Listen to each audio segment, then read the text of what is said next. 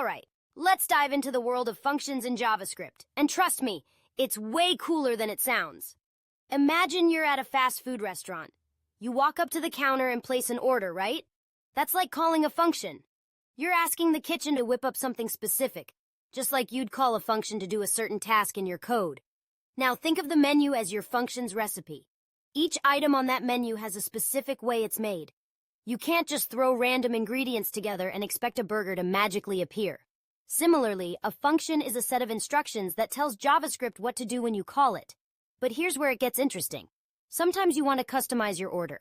Maybe you want no pickles or extra cheese. In JavaScript, that's where parameters come in. Parameters are like the special requests you make at the counter. You can pass them into your function to make it do exactly what you want. So, if you have a function called makeBurger, you could call it like this: makeBurger, no pickles, extra cheese.